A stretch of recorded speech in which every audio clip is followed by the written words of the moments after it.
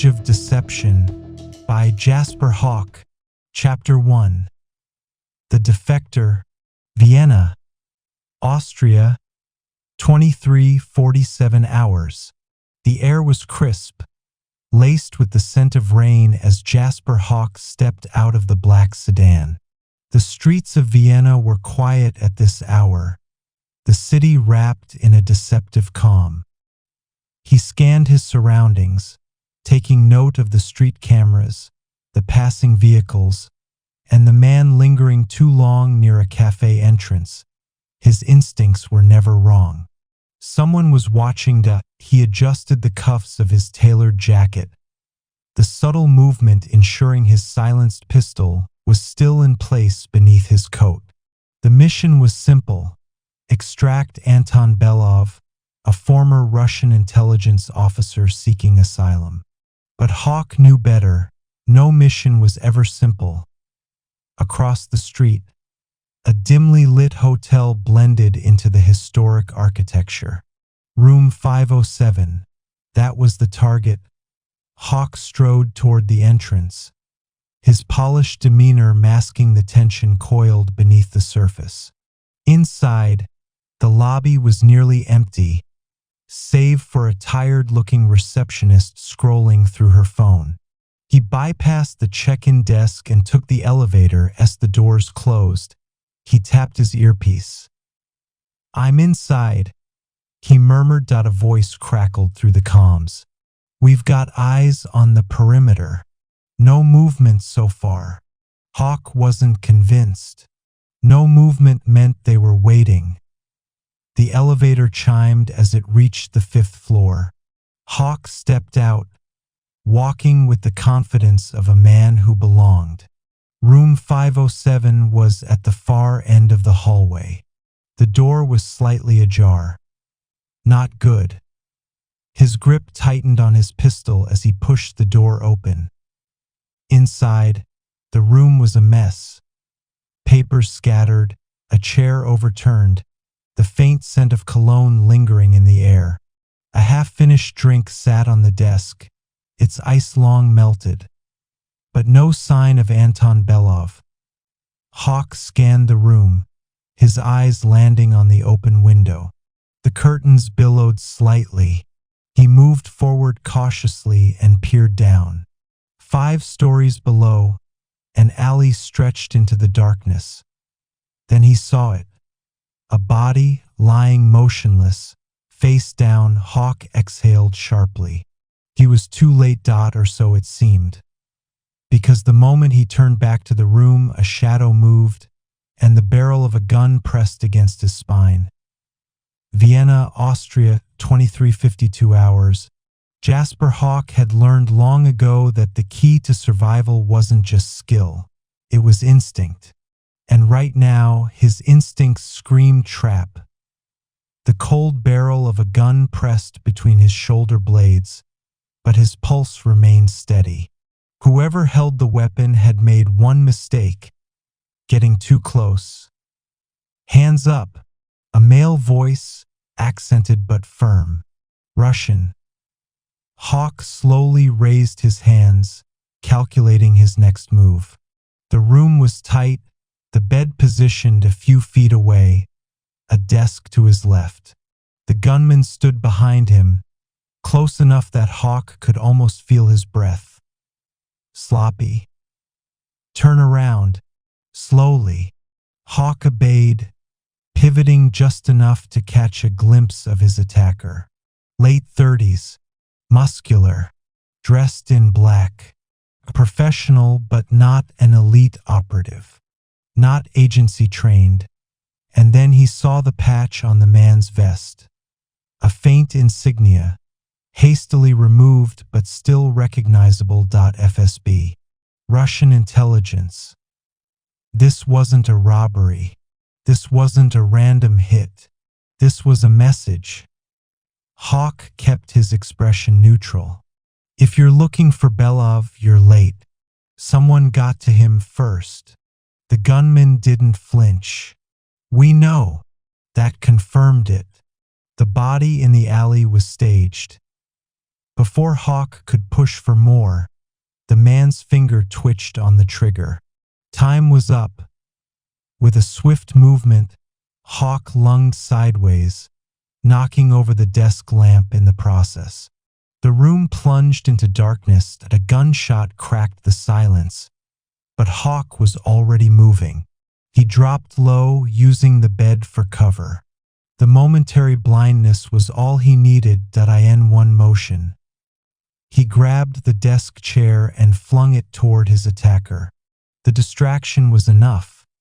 Hawke surged forward, twisting the gunman's wrist, forcing the barrel upward. Another shot fired into the ceiling. A grunt of pain.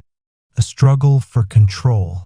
Hawke used his knee to drive the man backward, slamming him against the wall. The gun fell. Hawke didn't hesitate. 2 sharp blows to the throat. The Russian gasped, collapsing to his knees. Hawke caught him by the collar. "Who sent you?" Hawke demanded. The man coughed, struggling for air, but his lips curled into a smirk. "You're already dead," he rasped. Before Hawke could react, the Russian reached into his pocket. Click. A small detonator blinked red in his palm. No time to think. Hawke threw himself backward, diving through the open window just as the room erupted in flames. Vienna alleyway, 23:55 hours. Hawke landed hard on the metal fire escape, rolling with the impact. Above him, the hotel room was engulfed in fire. Sirens would come soon. He gritted his teeth and pulled himself up. He had seconds before the authorities swarmed the area. As he turned toward the alley, movement caught his eye. A sleek black sedan idled at the corner. Someone inside was watching. Then, the back window rolled down, and a woman's face appeared, sharp, calculating, familiar. Hawke's breath caught. It couldn't be, but it was Sophia Moreau, his former partner, the one who had been killed 2 years ago. She held his gaze for one long second before the car sped away into the night. Hawke stood frozen, his mind racing. A dead woman was watching him. The defector was gone, and someone inside his own agency had set him up. This wasn't just an assassination attempt. This was only the beginning. Chapter 2: Ghosts of the Past. Vienna, Austria, 17 hours. Jasper Hawke moved quickly, cutting through the narrow alleyways of Vienna's historic district. The explosion at the hotel had drawn emergency services, and it wouldn't be long before local law enforcement locked down the area. Being caught now wasn't an option. But his mind wasn't on the explosion. It was on her. Sophia Moreau, dead for 2 years. Or so he had thought. Her face had been unmistakable, framed by the dim glow of streetlights as the sedan disappeared into the night. It wasn't just a resemblance. It was her. Hawke forced himself to push the shock aside. Focus. There were only 2 explanations. Either someone wanted him to believe she was alive, or she had never been dead in the first place. Both scenarios were equally dangerous. A second later, his burner phone vibrated. A single message flashed across the screen. Stat Park. 20 minutes. Come alone. Unknown number. No signature. But Hawke didn't need one. He already knew who was waiting. Stat Park. 0:37 hours. The Vienna City Park was almost deserted. The only sounds a distant tram and the rustling of winter-bare trees. The golden statue of Strauss stood in the center, casting a long shadow under the dim park lights. Hawke approached cautiously, his senses tuned for an ambush. The message had been clear: come alone. That didn't mean he wouldn't be walking into a trap. A figure stood near the fountain, her back to him. Even in the low light, he recognized the poised stance, the way she held herself. Sophia. For a brief moment, Hawke hesitated. Then she turned. His pulse quickened. The woman standing before him was very much alive. Her dark eyes studied him carefully, searching for something. What? He wasn't sure, but she was the first to speak. You got slower, Hawke. Hawke exhaled, a humorless chuckle escaping. Same voice, same tone. You're supposed to be dead, he said. She smiled. So are you. Vienna, Austria, 041 hours. They stood in the shadows of the park, facing each other like two adversaries who had already played this game before. Hawke didn't move. I watched them pull your body out of that river. Sophia tilted her head. Did you? Hawke clenched his jaw. He had never seen the body up close. It had been pulled from the Seine in Paris after an ambush. The identification had come through official channels. But now, staring at the woman in front of him, he realized just how easy it would have been to fabricate. Why? He asked. Her expression darkened. Because I had to. It wasn't an answer, but it was all he was getting for now. You sent the message, he said. Sophia nodded. I had to make sure you were still you. Hawke folded his arms. And?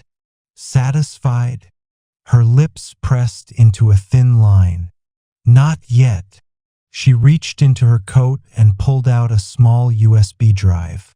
You're being set up, Hawke, and not just by the Russians. He didn't take it immediately. Then who? Sophia hesitated. Someone inside your own agency. That much Hawke already knew. But why was she here? I need proof, he said. Sophia smirked. Then you're going to have to trust me. Hawke exhaled slowly. Trust. That was a currency in short supply these days.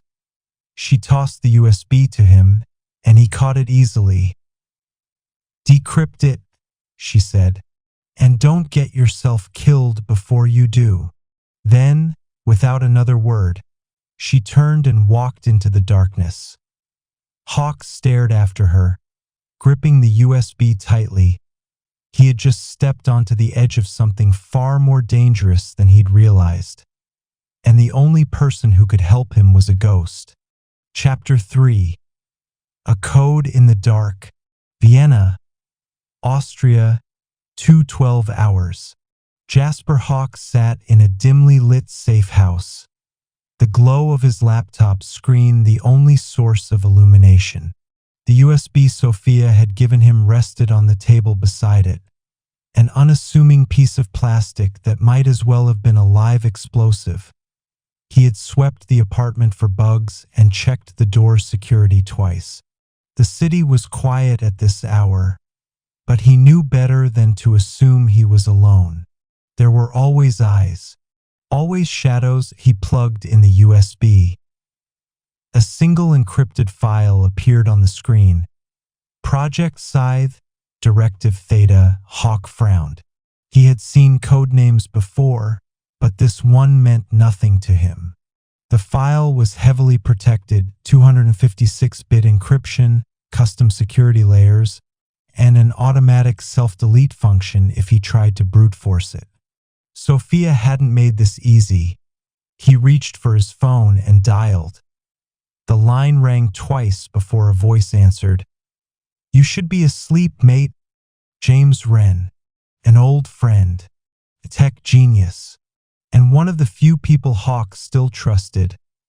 I need a decryption, Hawke said, ignoring the comment. Wren sighed. Of course you do. Send it over. Hawke uploaded the file to a private relay server, only they used data pause. Then, where the hell did you get this? That bad? It's not just encrypted, it's layered. The security is military grade, but not just any military. This looks like something the NSA would build. Hawke narrowed his eyes. NSA? That changed things? Can you break it? A chuckle. Of course I can, but it'll take time. Then start now. Wren hesitated. You're playing a dangerous game, mate. Hawke smirked, though there was no humor in it. I don't play, James. I win. Vienna, Austria, 3:27 hours. Hawke shut the laptop and stood, stretching out the stiffness in his muscles. He needed fresh air, needed to clear his head. The meeting with Sophia had changed everything. She had been alive this whole time. Why hadn't she reached out sooner? What was her connection to this? And more importantly, could he trust her? He slipped on his coat and stepped outside into the cold night. The streets were nearly empty, save for a lone taxi parked on the corner. That's when he saw the reflection, the figure in the window, barely visible, watching. Hawke didn't react. Instead, he turned and walked in the opposite direction, his pace measured, deliberate. Let them follow. Let them think they had the upper hand. 2 blocks down, he ducked into an alleyway, pressing himself against the wall. The footsteps behind him quickened. Whoever was tailing him wasn't subtle, sloppy, amateur, but still a threat that as soon as the shadow passed, Hawke moved 1 step. 2, then he struck. He caught the pursuer by the collar, slamming them against the brick wall. A sharp gasp escaped from their lips. Hawke pulled a knife from his belt, pressing it lightly against their throat. Who sent you? The figure was young, early 20s at most. Dark hair, wide eyes filled with fear. Not a professional, a hired observer. And no one, the man stammered. I was just... Hawke applied a little more pressure. Talk? I don't know. I was paid to watch you. That's it. A woman hired me. French accent, short hair. That's all I know, I swear. Sophia. Hawke's jaw tightened. Was she testing him? Or had she just painted a target on his back? He released the young man, stepping back. Run. The kid didn't hesitate. Hawke exhaled. Something wasn't right. Sophia had known exactly where to find him. How? Had she been tracking him all along?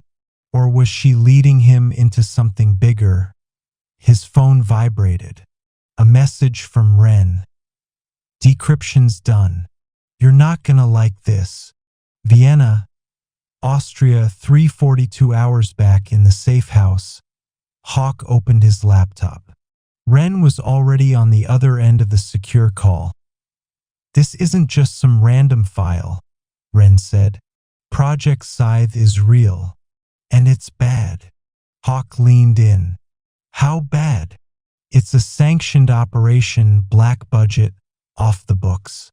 Someone high up is orchestrating assassinations across Europe. Key targets, political figures, defectors. And get this, one of the names on the list. Hawke waited. Yours. Silence. Then Wren spoke again. Hawke, someone inside your own agency just ordered your execution. Chapter 4. A Code in the Dark. Vienna, Austria, 2:12 hours. Jasper Hawke sat in a dimly lit safe house. The glow of his laptop screen the only source of illumination.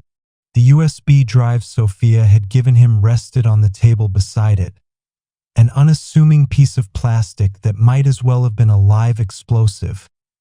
He had swept the apartment for bugs and checked the door's security twice. The city was quiet at this hour, but he knew better than to assume he was alone. There were always eyes, always shadows. He plugged in the USB.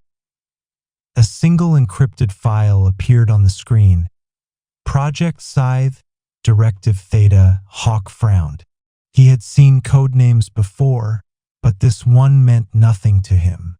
The file was heavily protected, 256-bit encryption, custom security layers, and an automatic self-delete function if he tried to brute force it. Sophia hadn't made this easy. He reached for his phone and dialed. The line rang twice before a voice answered. "You should be asleep, mate."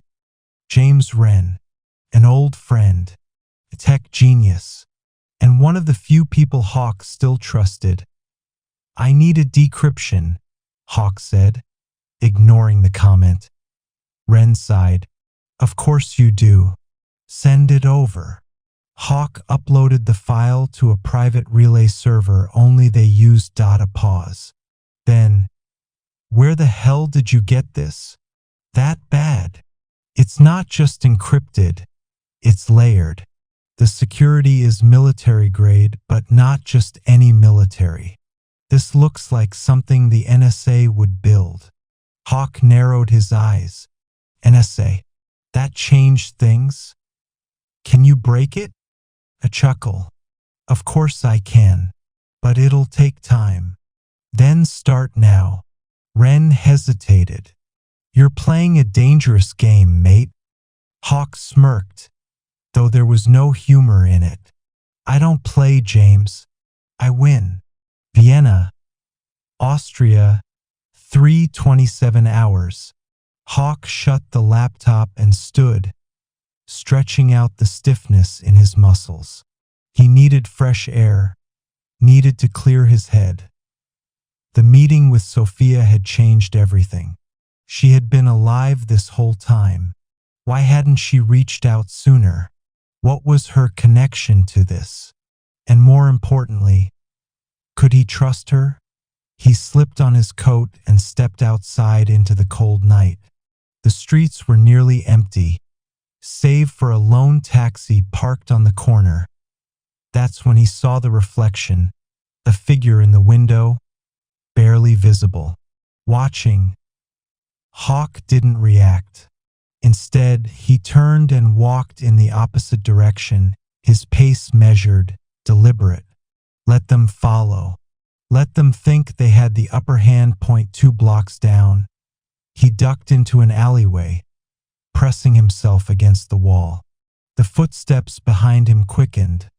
Whoever was tailing him wasn't subtle, sloppy, amateur, but still a threat that as soon as the shadow passed. Hawke moved 1 step, 2, then he struck. He caught the pursuer by the collar, slamming them against the brick wall. A sharp gasp escaped from their lips. Hawke pulled a knife from his belt, pressing it lightly against their throat. "Who sent you?" The figure was young, early 20s at most. Dark hair, wide eyes filled with fear. Not a professional, a hired observer. "And no one," the man stammered. "I was just..." Hawke applied a little more pressure. "Talk? I don't know. I was paid to watch you. That's it. A woman hired me. French accent, short hair. That's all I know, I swear." Sophia. Hawke's jaw tightened. Was she testing him? Or had she just painted a target on his back? He released the young man, stepping back. "Run." The kid didn't hesitate. Hawke exhaled. Something wasn't right. Sophia had known exactly where to find him. How? Had she been tracking him all along? Or was she leading him into something bigger? His phone vibrated. A message from Wren. "Decryption's done. You're not gonna like this. Vienna, Austria 3:42 hours back in the safe house. Hawke opened his laptop. Ren was already on the other end of the secure call. "This isn't just some random file," Ren said. "Project Scythe is real. And it's bad." Hawke leaned in. "How bad?" "It's a sanctioned operation, black budget, off the books. Someone high up is orchestrating assassinations across Europe. Key targets, political figures, defectors. And get this, one of the names on the list." Hawke waited. "Yours." Silence. Then Ren spoke again. "Hawke, someone inside your own agency just ordered your execution." Chapter 5. The Ghost Within. Vienna, Austria, 4:15 hours. Jasper Hawke stared at the screen, his expression unreadable. The file sat there like a death sentence. His name, on a sanctioned kill list. He exhaled slowly, shutting his laptop. Someone wanted him dead. Someone inside his own agency. Ren's voice crackled through the line. "Hawke, tell me you're not just sitting there." "I'm thinking." "Well, think faster, mate, because if this file is real, you're already a walking ghost. The moment they realize it's been decrypted, they'll come for you." Hawke's jaw tightened. No, he wouldn't wait for them to make the first move. "Who's running the operation?" he asked. "That's where it gets messy." Ren hesitated. "There's no official name, no department logs, but someone signed off on it under the clearance level Theta directive. That's high, Hawke. Presidential level." Hawke frowned. He knew how the system worked. Theta meant ultra-classified, an operation compartmentalized so deeply that even the agency's own leadership might not have full visibility. This wasn't just an assassination order. This was a purge. "Do we have a location?" "There's a command node running the operation out of Berlin," Ren said. "Secure facility underground. Not exactly open for visitors." Hawke smirked. "Good thing I never RSVP. You're insane." "Debatable." Hawke reached for his gear. He didn't have time to sleep. Not anymore. "I need an entry point," he said. "Find me a way inside. I'll see what I can dig up." "But Hawke, if they put your name on that list, they won't stop. You can't outrun this forever." Hawke holstered his weapon and grabbed his coat. "Then I won't run." Berlin, Germany, 22:45 hours. The private train car rocked gently as it cut through the German countryside. Hawke leaned against the window, watching the blurred lights of distant villages pass by. Hours from now, he'd be in the Lion's Den. He had switched identities, forged travel documents, and erased his digital footprint before leaving Vienna. But deep down, he knew it wouldn't matter. They would come. He glanced at the reflection in the window. Sophia. She was seated across from him, arms crossed, watching. He hadn't heard her enter. She was good. "You're predictable," she said. Hawke smirked. "And you're persistent." "Why Berlin?" He met her gaze. "Why are you following me?" Silence. Then a small smile. "Because I know where you're going. And you'll need my help." Hawke studied her carefully. "I don't trust you. You never did. Because last time I did, you disappeared." Sophia's smile faded. She looked away out the window. "You don't understand." "Then make me." She hesitated, then leaned in slightly. "Berlin isn't just a command post, Hawke. It's where they built it." He narrowed his eyes. "Built what?" She exhaled. Project Scythe wasn't always an assassination program. It started as something else, a predictive AI, a system designed to eliminate threats before they happened. Hawke's stomach tightened. Preemptive elimination? Sophia nodded. The AI wasn't just identifying threats. It was deciding who should live and who should die. Hawke clenched his fists. And I assume someone inside the agency hijacked it. She nodded. Your name is on the list because the system flagged you as a liability. They're eliminating assets who know too much. People who could expose the program. Hawke leaned back, letting the weight of the revelation settle. So, he said finally, who's at the top? Sophia hesitated. Then, in a quiet voice, she said, Director Langley. Hawke's pulse slowed. Langley, the head of covert operations, the man who had recruited him, the man who had once saved his life, and now the man who had signed his death warrant. Berlin, Germany, 1:10 hours. The city stretched before them in a sea of lights and shadows. Hawke and Sophia moved through the back streets, avoiding cameras and checkpoints. The target, a classified sublevel beneath a government research facility. Sophia had secured them entry credentials, but once they were inside, they'd be on their own. Hawke checked his sidearm. Last chance to walk away. Sophia smirked. You know I won't. He nodded once. Then let's finish this. They disappeared into the night. The game was no longer about survival. It was about war. Chapter 6. Enter the Wolf's Den. Berlin, Germany, 1:45 hours.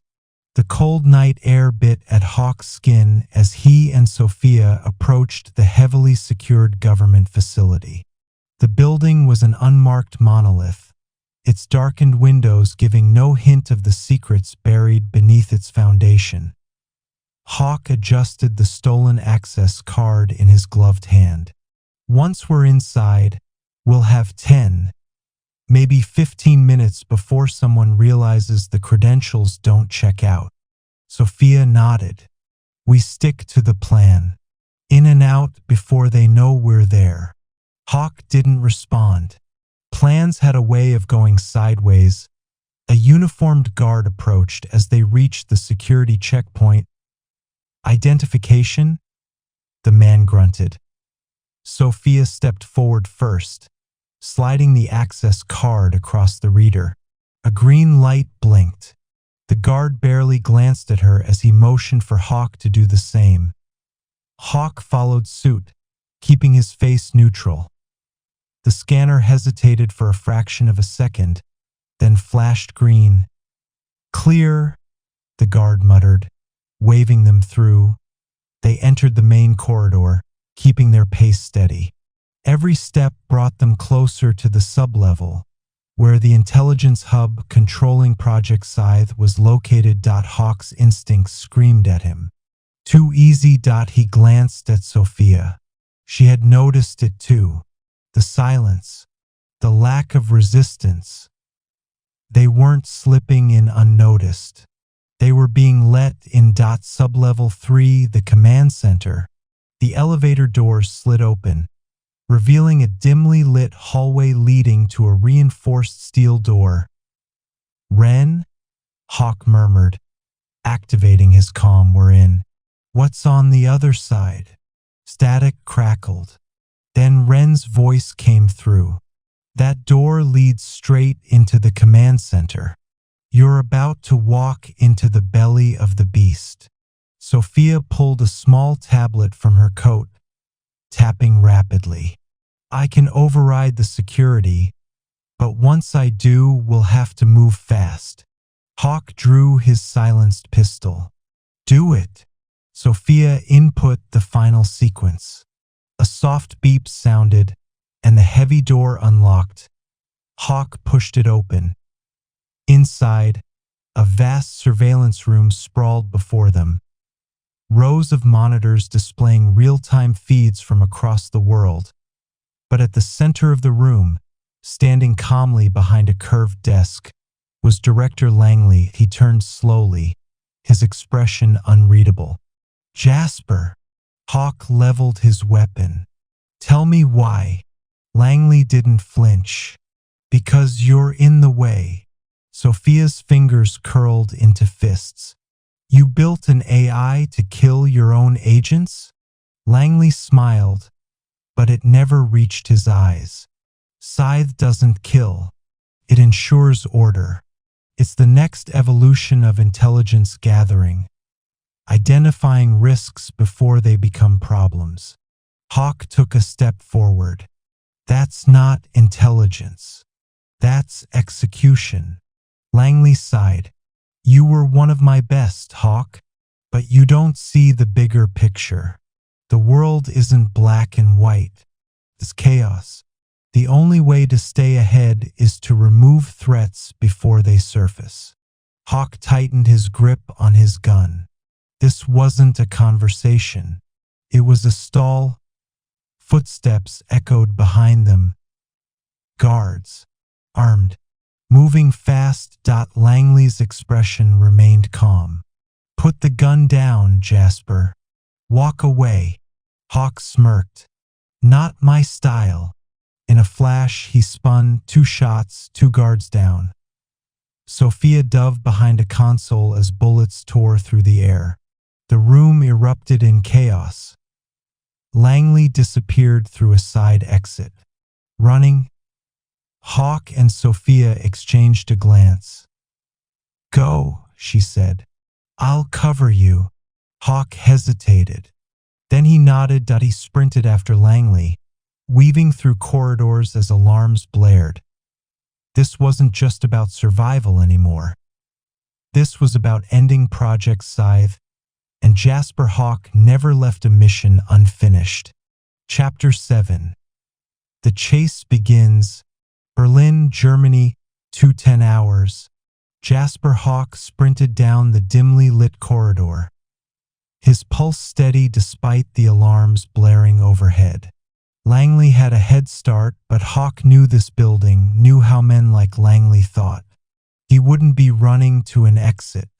He'd be running to a secure location where he could regroup, call in reinforcements, and erase any remaining evidence of his crimes. Hawke wasn't going to give him that chance. His earpiece crackled.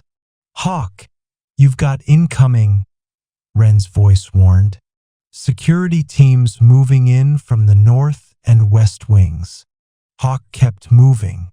Tell me something I don't know. You're also running out of time. You need to get to Langley before he disappears off the grid. Working on it.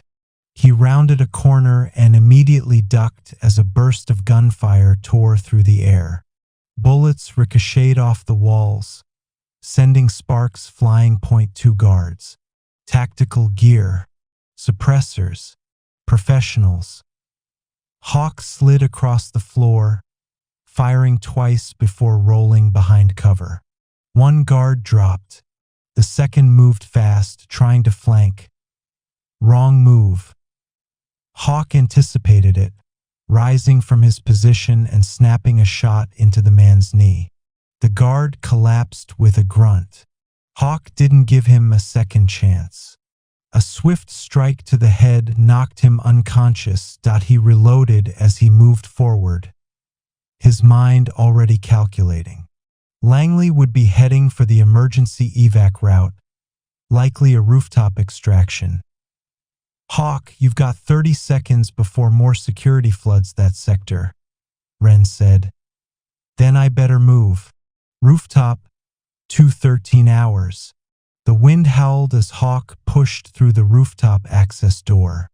The city sprawled below him, Berlin's skyline glowing against the dark sky. At the far end of the rooftop, a sleek black helicopter was already lifting off, its rotors slicing through the night.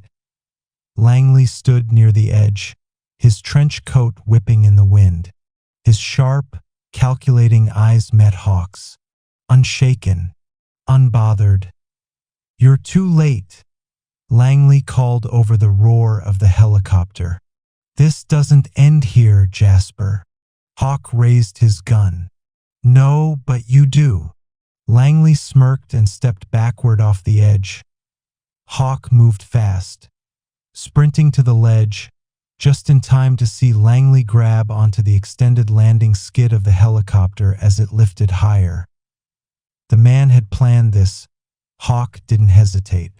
He took 3 steps back, inhaled sharply, then ran full speed toward the ledge. And jumped high in the air to 14 hours. The wind pressure was crushing, the cold biting against his skin as Hawke caught hold of the opposite skid. His grip nearly slipped, but he tightened his arms, forcing himself to stay on. Above him, Langley glanced down, eyes widening in surprise. "You really don't know when to quit," Langley shouted over the deafening noise. Hawke smirked. "You should have learned that by now." The pilot banked the helicopter hard, trying to shake him off. Hawke felt his grip weaken. His fingers screamed in protest. One wrong move and he'd plummet to the city below. But he wasn't letting go. Not until this ended. Chapter 8. High-stakes gambit. In the air, 15 hours. Jasper Hawke's arms burned as he clung to the helicopter skid, the wind howling like a storm around him. His muscles strained against the brutal force of the air pressure, and below him, Berlin spread out like a sea of lights, distant and uncaring. Above him, Langley peered down, his expression flickering between amusement and annoyance. "You really don't know when to let go, do you?" Langley shouted over the roar of the rotors. Hawke tightened his grip. "And you really don't know when you've lost." The pilot banked hard left, trying to shake him off. The force wrenched at Hawke's shoulders, nearly ripping him free. His fingers slipped, but he caught himself just in time, swinging his leg up in a fluid motion.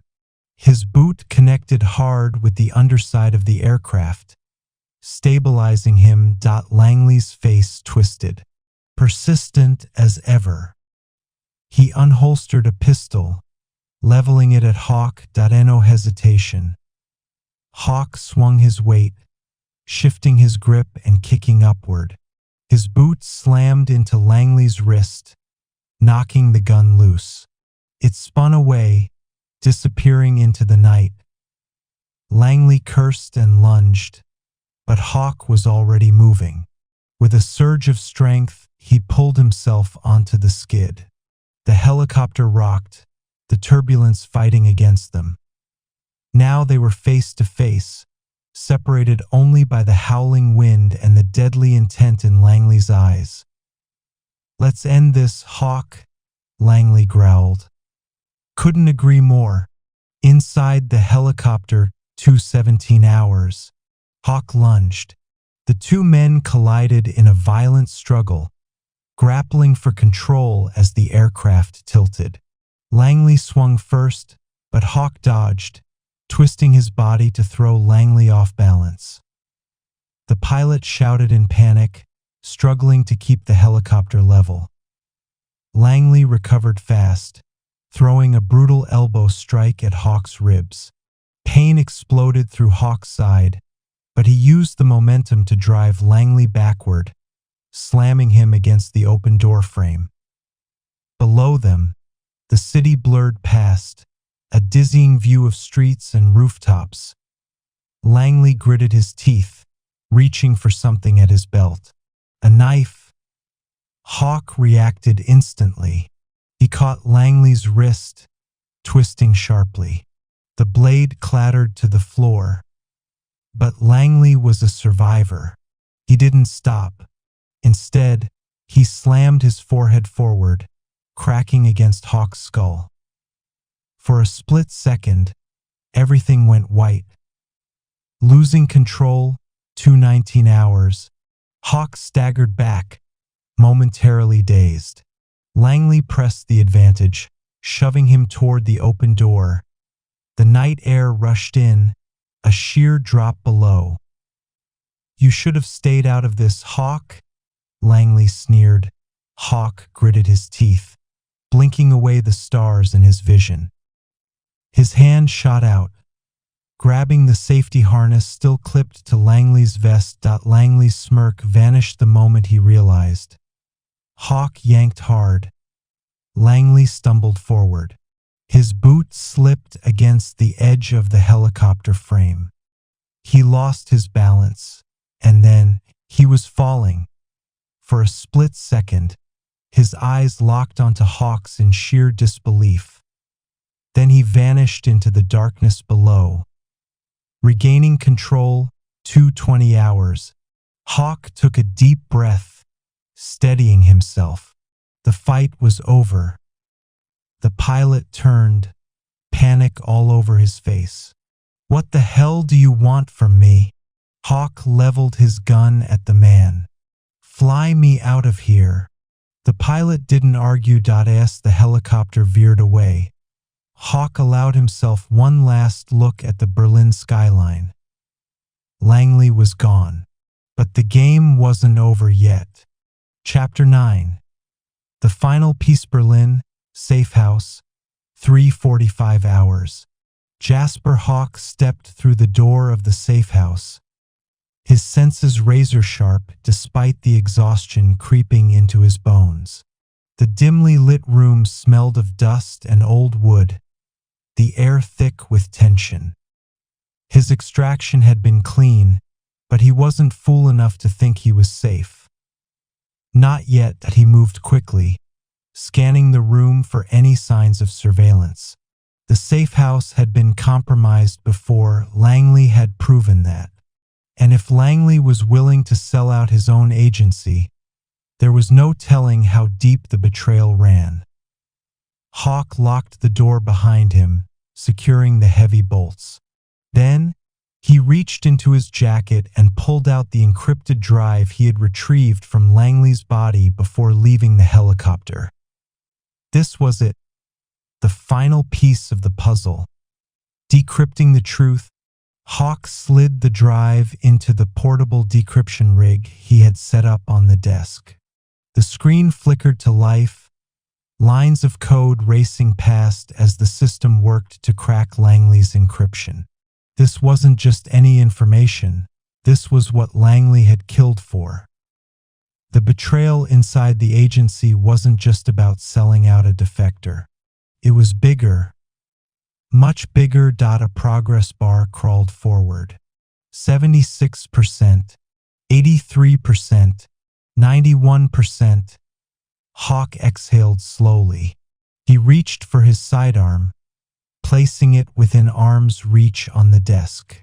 Just in case. 95%, 98%, 100%. The screen flashed green. Access granted. The black ledger, a series of names, dates, and transactions filled the screen. Bank accounts routed through offshore havens. Payments moving through shell corporations. Millions of dollars changing hands. And then, a list of names. Hawke's pulse slowed as he scanned them. Politicians, military officials, intelligence operatives. Names he recognized. Names that weren't supposed to be here. His own agency had been infiltrated at the highest level. This wasn't just about Langley. He had been a pawn in something much larger. At the bottom of the list, a final entry made his stomach turn. Operation Renegade. Phase 2. Activated. Hawke leaned back in his chair, mind racing. Phase 2, which meant Phase 1 was already complete. He clicked the file, heart pounding as a single video began playing. A message from the dead. The screen flickered, revealing a grainy video feed. The setting was dark, an underground bunker of some kind. And standing in the center of the frame was Langley. Hawke's grip tightened. Langley had recorded this before his death. If you're watching this, then I'm dead. But that's fine, because the game was always bigger than me. Hawke remained still. You think you've won, Hawke?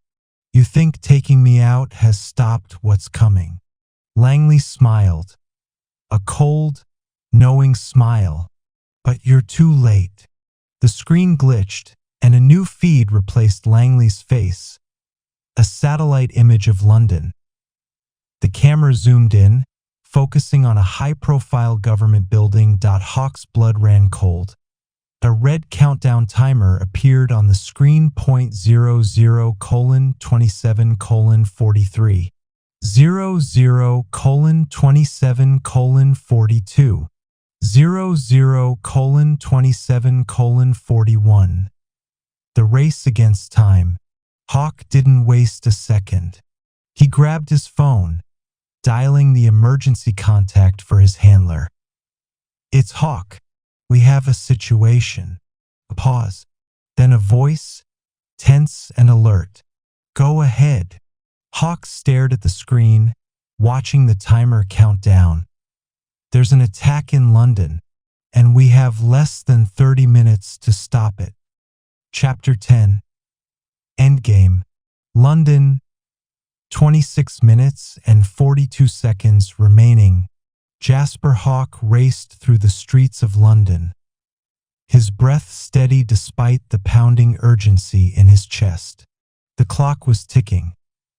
The encrypted drive had revealed everything: the infiltration of his own agency, Langley's role in the conspiracy, and now the final move: an attack on a high-profile government building in London. Hawke didn't know the exact target, but he had coordinates, and he had less than 27 minutes to stop it. His comm crackled to life. "Hawke, MI5 is mobilizing units, but they need more intel. What are we dealing with?" He took a sharp turn, cutting through an alley, his boots splashing through rain-slicked pavement. Langley wasn't working alone. "This is bigger than we thought. There's a bomb, and we're running out of time." The target. As Hawke emerged onto the main street, his eyes locked onto the coordinates displayed on his phone. The Foreign Intelligence Headquarters. Of course. A symbol of power, diplomacy, and intelligence. An attack here wouldn't just send a message, it would ignite chaos. He was 2 blocks away when he spotted them. 2 figures in tactical gear slipping through a restricted entrance. There, Hawke didn't hesitate. He sprinted forward, drawing his suppressed pistol as he moved. No time for subtlety. He fired. One assailant dropped instantly. The other spun, drawing a weapon, too slow. Hawke closed the distance and drove an elbow into the man's throat. A sharp twist, a muffled gasp, and the second figure collapsed. 20 minutes. Inside the beast, Hawke moved through the corridors, his mind calculating the most likely location for the bomb. It had to be somewhere central, maximum damage, maximum impact. His earpiece crackled. "Hawke, MI5 has eyes on you. We're breaching in 5. "Negative," Hawke said, his voice low. "If they rigged the bomb to a remote trigger, a full breach could set it off. I'm almost there. 15 minutes. The bomb. The basement was cold, the air thick with the hum of generators. And there, in the center of the room, a black metal case wired with explosives. A countdown timer glowed, red. 00:14:57. 00:14:56. 00:14:55. Hawke exhaled slowly. This was it. He pulled a small tool from his jacket and set to work. One wrong move and London would burn. He scanned the wiring, military grade, precise, ruthless. Whoever had set this up wasn't an amateur. There would be a failsafe. And then he saw it, a secondary trigger linked to a remote detonator. Somebody was still watching. Somebody had a finger on the button. The final betrayal. A slow clap echoed through the room. Hawke turned, pistol raised. From the shadows, a man stepped forward, and Hawke felt the weight of realization settle in his chest. His handler, the voice in his ear, the person feeding him intel, guiding him through the mission. "You should have walked away, Hawke," the handler said, smirking. "But you never know when to quit." Hawke's grip tightened.